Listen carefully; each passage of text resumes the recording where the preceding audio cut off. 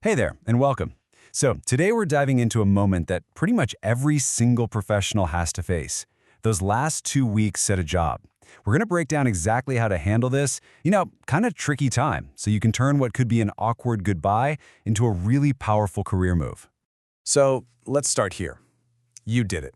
You went through all the applications, all the interviews, and bam, you landed that awesome new role.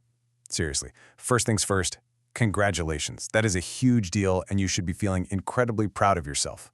But you know how it goes. Right along with all that excitement for what's next comes the tricky part. You've got to get through your final 2 weeks. And believe it or not, this short little window of time can have a surprisingly big impact on your reputation for years to come.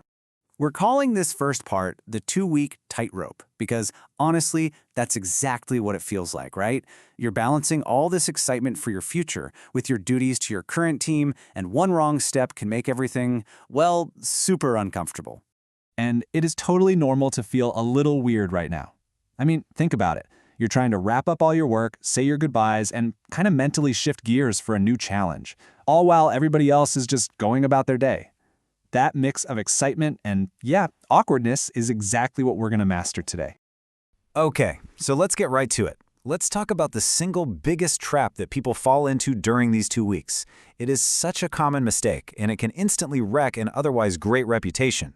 We're calling it the bragging pitfall. And it really all boils down to this one temptation. The source material for this whole explainer just nails it, calling it that urge to brag about your new jacked-up high salary. It's that little voice in your head that's just dying to let everyone know how great your new offer is. And look, I get it. That temptation is real. You worked hard for this, you earned it, and it feels natural to want to share that good news. But trust me, giving into it is a total trap. It might feel good for, a minute? But the long-term fallout just is not worth it. So why is it so bad? Well, for one, it completely alienates your colleagues. It can make them feel resentful or maybe even a little insecure. It just comes across as arrogant, maybe insensitive. And what you're really doing is burning professional bridges, and you never know when you'll need those bridges again. At the end of the day, it just makes your last few days at the office needlessly awkward for everybody. So if that's what we're not supposed to do, what's the right way to handle it? Well, that brings us to the professional's playbook for a smooth exit, the art of humility. This is all about playing the long game.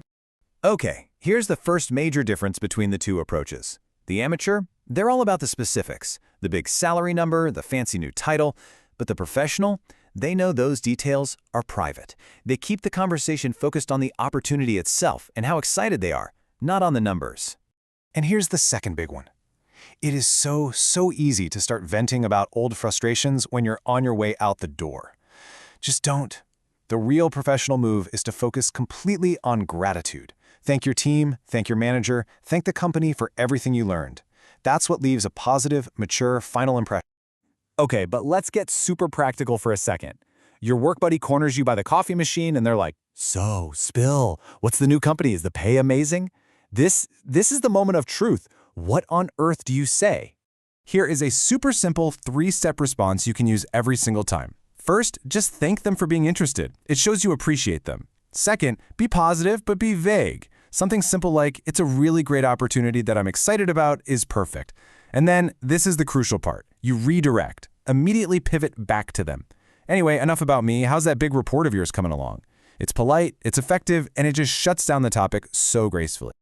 So, if you remember one thing from all this, let it be this. During these final 2 weeks, your goal isn't to be grandiose, it's to be gracious. That's it. It's a simple little mantra that will guide every conversation you have and make sure you leave on the highest possible note. All right, this brings us to our final and, honestly, probably the most important section. Let's talk about the big picture here, because how you leave a job isn't just an ending, it's a huge part of your professional legacy. And I want to be clear, this isn't just about being polite for the sake of being polite. Handling your exit with grace is genuinely one of the most strategic things you can do for your career. There's this thing called the recency effect in psychology. It basically means we remember the last things that happened most clearly. So your final actions can completely reshape how people remember your entire time at a company. It's a real investment in your future self. And the payoff here is just huge. You protect that professional reputation you spent so long building. You keep your network of colleagues who are going to remember you as a total class act. And hey, in today's world, you never know when you'll cross paths with these people again. You might even keep the door open to come back one day in a bigger role. The ultimate win is leaving that positive, lasting impression.